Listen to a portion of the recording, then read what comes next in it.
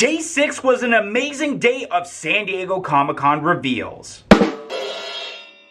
I know, that was a little bit of a bad joke, but there were definitely hits and misses for the reveals. I'm DK Wrestler, and in today's video, I'm going to be talking about Day 6, and still unfortunately not the final day of San Diego Comic-Con 2023, or as they're coining it as, Funkoville 2023 reveals. So let's get right to it. So the first Day 6 reveal we have is the Freddy Funko Pops. First off is the Freddy Funko with the floaty that is the Loch Ness Monster. This is actually a pretty decent Funko Pop and fits the theme, of course, of the summertime and San Diego Comic-Con, which there will also be a blacklight version, which that's pretty decent. I do like the colorways involved with the blacklight version. It makes me think, will the regular one be a Funko Shop exclusive and then the blacklight version be a con-only limited piece count? That's to be determined since there still is no retailers list yet. And then we have the Freddy Funko Bowling Trophy Pop, which this is actually pretty cool. I mean, there's already been the Dundee Award Funko Pop that was made for the Office lineup, so that was kind of the catalyst of what made this pop, I would assume.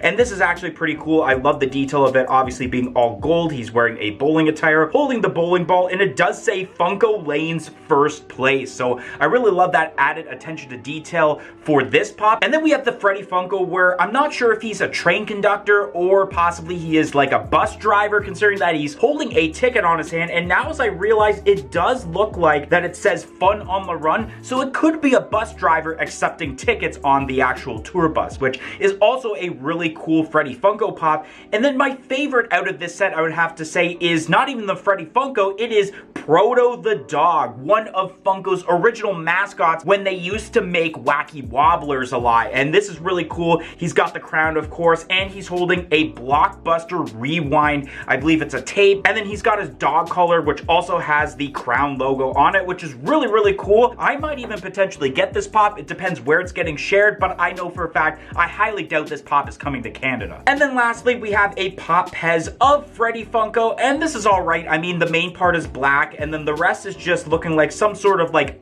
blue, aqua-y, or even tealish base color for the head, and then the eyes and the crown are purple, which does look nice, but I don't know, I'm not really a fan of what this one looks like. Continuing on the trend with Freddy Funko, we have a Snorkel Freddy Funko Soda, which will be limited to 13,000 pieces. Now, this is actually a pretty decent Funko Soda, and I know a lot of people are really excited about this Funko Soda figure. Already with the comment, it looks really nice with the snorkel, and even the detail added with the seaweed wrapped around him. And then you have the chase, which is basically like a blacklight version, which is nice, where you have the hair being that purplish magenta color, the crown is blue, the snorkel is yellow, and then they still have the seaweed as green, but it's more of a lime green color, which will pop out very nicely when you take a blacklight to it and show off that effect. And then his swimming trunks are basically black and orange, which once again, those crowns will pop up really nicely when you take a blacklight to it. And the skin tone kind of looks like he's in the upside down if you were in Stranger Things, which is kind of unique. So I'm really curious to see when people obtain this, and if they get the chase, what the blacklight effect looks like. But nonetheless, it's actually a pretty decent Freddy Funko Soda, especially for a Comic-Con. Next up, we have the Blockbuster Rewind figure of what looks to be superhero Freddy Funko. Now, this actually looks pretty decent. I know a lot of people are giving Blockbuster Rewind figures a lot of slack right now because they kind of look like Playmobil figures. I feel like these figures are gonna kind of exceed the expectations that people are setting them at right now. I do love the detail though of the different posings between the common and the chase, where of course the common version is kind of like Clark Kent, where he has like the office suit on and then he's ready to rip the shirt to show off the costume underneath, and he's wearing a pair of glasses, while the chase is of course superhero Freddy Funko. So I do really enjoy that aspect, especially because I've noticed with some of the Blockbuster Rewind figures that you kind of seen teases so far that it looked like it was going to be the same posing for both the common and the chase, while with this one it is two different posings, which I do enjoy very much. Next up, we have ourselves the Funkoville Biddy Pops. These ones are a little meh, and I say they are meh considering that it looks like there's not going to be a chase, which kind of sucks because a lot of Biddy Pops, or at least every Biddy Pop we've gotten, have had chase figures along with them, whether they are the 1 in 3 figures or they are the 1 in 6s, including the Blacklight DC Biddy Pops that are exclusive to San Diego Comic-Con and limited to 4,000 pieces sizes for all of them, while this one just looks to be a singular bitty pop in that there's going to be no chase involved. But nonetheless, the figures inside look decent, where you have, I believe it is like the Nerd Freddy Funko from the Hall H exclusive last year. We have what looks to be some sort of like Mayor Freddy Funko. I can't exactly tell what it is. The Superhero Freddy Funko, which I believe was a Funko Pop that was made a couple years ago, where it's the green and purple attire. And then we have what looks to be, once again, like the tour bus driver Freddy Funko, like we seen with the Funko Pop that we just discussed about a little bit earlier. But I'd like to see how these ones sell, because I feel like these might be, I guess, sight sitters, because I feel like these would be shared with the Funko shop. Next up, we have a pop of Lilith for the Marvel lineup. Now, there's a lot of mixed hype as terms to this pop in the comments on social media. The good hype because of how detailed this pop is. I really like how the yellow eyes just kind of pop out, and especially the molding of the body. It's really cool, and especially the colors that are going on. I really do enjoy that. But there is a lot of bad hype, because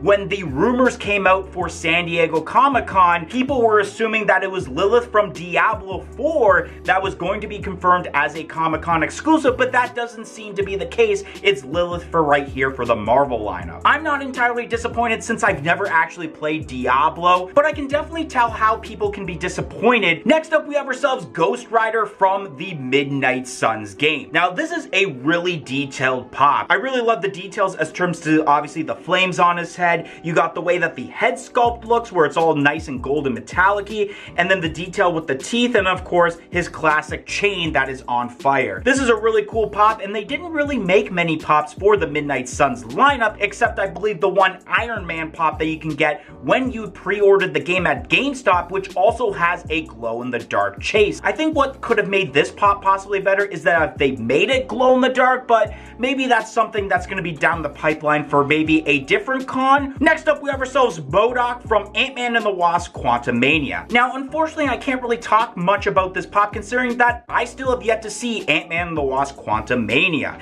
I know it's been out for quite a while in theaters, and especially on Disney Plus, but it's still cool to see some teasers for me for when I do watch the movie. And this pop of MODOK looks a little weird. I know a lot of people were commenting that it kind of looks like an egg, which it actually kind of does with his bald head there, but nonetheless, it does look pretty decent. But I don't know how well this is going to sell, considering that I don't think the Lord Kryler from WonderCon sold that well either. Next up, we have ourselves the Pop Classics pop of Spider-Man for the Marvel lineup, and this is actually pretty sweet. I mean, if we were looking for the first ever Marvel Classics pop, I definitely would have recommended Spider-Man, so I'm glad that they did Spider-Man instead of, let's say, maybe like an Iron Man or a Wolverine or Hulk for that matter. But Spider-Man is pretty much the face of Marvel, so I'm glad that they chose to use Spider-Man for the first Classics pop. And the one thing I do like about the Pop Classics pops is the detail on the bases, because depending on what licensor it is, they change up the style of the bases. Like with the Lotso one, they actually have the design of the Sunnyside Daycare, and then for this Spider-Man one, you do have the detail of New York City. So I really enjoyed that with the Classics pops. I can't wait to see what the future is for the Classics lineup. Next up, we have two pops from Thor: Love and Thunder. We have a pop of Thor, and then we have Gore's daughter. Now, these are some decent pops, I guess. I mean, the Thor, I believe, is more towards like the middle of the movie when they end up in, I can't remember where it is, but it's when they meet Zeus. And then Gore's daughter is pretty interesting, considering that that's pretty much the end of the movie, which, a little spoiler alert if you haven't seen the movie, pretty much Thor adopts Gore's daughter after Gore's passed away. So it's really cool that you basically have the ending of the movie as a Funko Pop here with Gore's daughter. I do like that one better than the Thor that's here, but nonetheless, these are some pretty decent pops compared to what we've had during this Thor: Love and Thunder lineup. And then the final reveal for day 6 of San Diego Comic-Con is a pop of Captain Marvel. Now, this pop isn't too bad. Originally, when we read all the rumors, it was supposed to be, I guess, a Captain Marvel for the upcoming Marvels movie, but I'm kind of glad that it's not, and that it's just a normal comic one, considering that I don't see the hype in that movie. I mean, I felt like Captain Marvel didn't do too well, and Ms. Marvel wasn't all that good of a series, so I'm not really looking forward to it, but I do like the idea of them kind of promoting that movie as terms to this Funko Pop. And the detail is really cool, where you have obviously the blonde hair slicked back, the mask, and you also have that kind of scythe weapon going on, which is really, really cool. I do like the detail involved with this Captain Marvel pop, but I do feel this is a bit of a lackluster pop as terms to San Diego Comic-Con. Anyways, guys, that's gonna be the end of today's video. If you enjoyed today's video on day 6 of San Diego Comic-Con reveals, don't forget to like, comment, and subscribe, and let me know what you think of day 6 reveals for San Diego Comic-Con, and hope to see you guys in the next video. 1, 2, 3, I'm out of here.